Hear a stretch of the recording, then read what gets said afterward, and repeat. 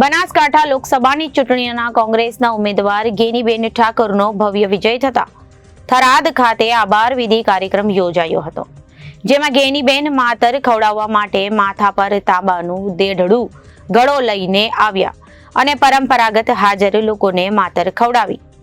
હાજર આગેવાનો સહિત કાર્યકરોએ તેમનું ભવ્ય સ્વાગત કર્યું હતું.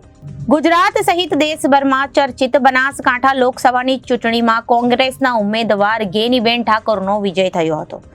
અને ભાજપના ઉમેદવાર રેખાબેન ચૌધરીની હાર થઈ હતી, જેના બાદ આજરોજ થરાદ ખાતે તાલુકા કોંગ્રેસ સમિતિ દ્વારા આભાર વિધિ કાર્યક્રમનું આયોજન રાખવામાં આવ્યું હતું,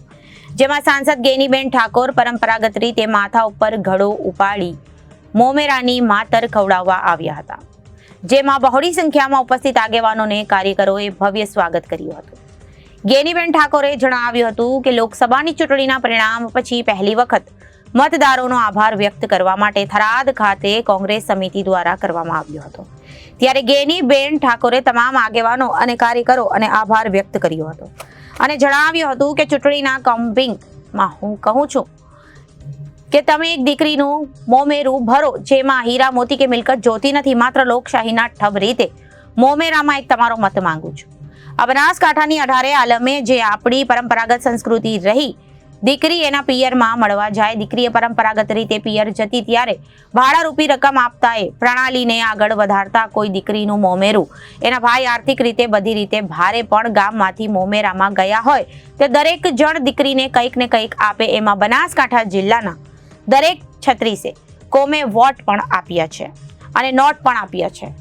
અને આ ચૂંટણીમાં નોંધ સમગ્ર દેશ અને વિદેશમાં પણ લેવાઈએ. આ ગર્વ મારું નથી, સમગ્ર બનાસકાંઠા જિલ્લાનું છે.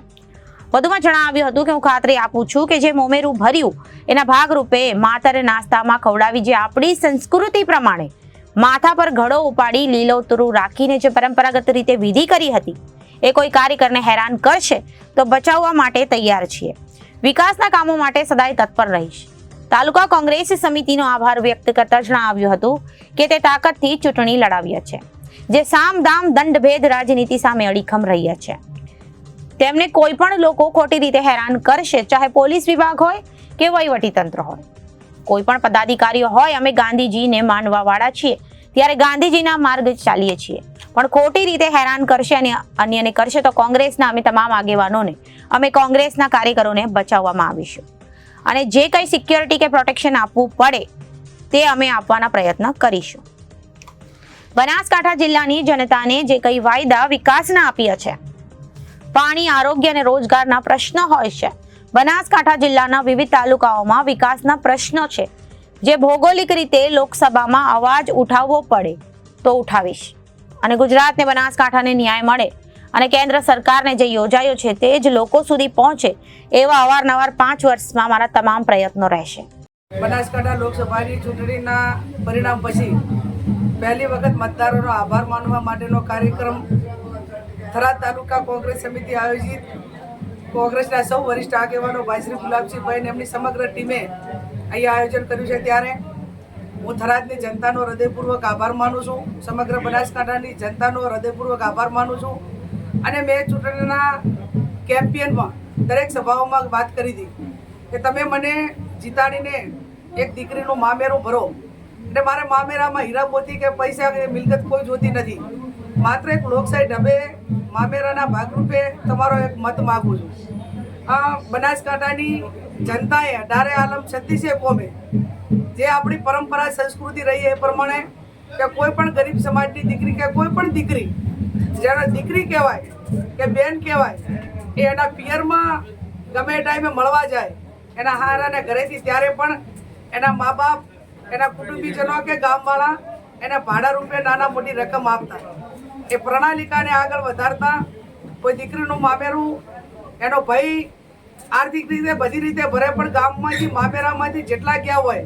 એટલે કોઈ 50 આપે 100 આપે નહીં, મામેરામાં ભાગીદારી નોંધાવે. એમાં સમગ્ર વિસ્તાર આખો બનાસકાંઠા જિલ્લો કોંગ્રેસ પાર્ટીના વરિષ્ઠ આગેવાનો હોય, પણ 18 આલમ 36 કોમે વોટે આપી અને નોટે આપી. એ એક અદ્ભુત ચૂંટણી કે જેણે આ મતદારોની ખબીરબંધુ એક જે ગૌરવવંતો ઇતિહાસથી બનાવ્યો, એની નોંધ એ સમગ્ર દેશમાં ને વિશ્વમાં મીડિયાએ લીધી એ આ ગૌરવ મારું નથી, આ ગૌરવ બનાસકાંઠાની જનતાનું 18 આલમ ને 36 કોમનું છે. ત્યારે હું અપેક્ષા રાખું ને ખાતરી આપું છું કે એમણે જે મામેરું ભર્યું એ મામેરાના ભાગરૂપે આજે માતર નાસ્તાની અંદર માતર પણ બધા જે હાજર હતા એમને ખવડાવી, જે આપણી સંસ્કૃતિ પ્રમાણે માતા માથે ઘડો ઉપાડી લીલોતરું રાખીને એ મામેરાના જે બધા બેઠા હોય આગેવાનો એ જવું પડે, એ પણ એક સંસ્કૃતિ પરંપરા એની જળવાઈ રહે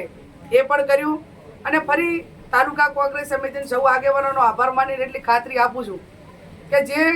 તાકાતથી ચૂંટણી લડ્યા છે, સામ દામ દંડ ભેદની રાજનીતિ સામે અડીખમ રહ્યા છે, એમને કોઈ પણ લોકો ખોટી રીતે હેરાન કરવાનો પ્રયત્ન કરશે, ચાહે પોલીસ વિભાગ હોય કે કોઈ પણ વહીવટી તંત્ર હોય કે કોઈ પણ પદાધિકારીઓ હોય. અમે ગાંધીજીને માનવાવાળા છીએ, પણ ગાંધીજીના માર્ગે ચાલવા છતાં પણ કોઈ ખોટી રીતે અન્યાય કરશે તો અમે કોંગ્રેસના સૌ આગેવાનો અમારા કાર્યકરના બચાવમાં આવશું અને જે કંઈ એને સિક્યુરિટી આપવી પડે, જે પ્રોટેક્શન આપવું પડે એ પ્રોટેક્શન પૂરેપૂરું આપવા માટેના પ્રયત્નો કરીશું. ને બનાસકાંઠાની જનતાને જે વાયદા વિકાસના કામોના આપ્યા કે પાણીનો પ્રશ્ન હોય, આરોગ્યનો હોય, શિક્ષણનો હોય, રોજગારીનો હોય, બનાસકાંઠા જિલ્લાના વિવિધ તાલુકાઓમાં વિવિધ પ્રશ્નો છે, જે ભૌગોલિક સ્થિતિ પ્રમાણે લોકસભામાં એનો અવાજ ઉઠાવવો પડે તો પણ ઉઠાવી અને ગુજરાતને બનાસકાંઠાને ન્યાય મળે, કેન્દ્ર સરકારની જે યોજનાઓ છે લોકો સુધી પહોંચે એવા આવનાર આ 5 વર્ષની અંદર મારા પૂરેપૂરા પ્રયત્નો રહેશે. આ મીડિયાએ પણ તમારી બેન દીકરી તરીકે માની અને ખૂબ સોશિયલ મીડિયા અને મીડિયાએ મદદ કરીને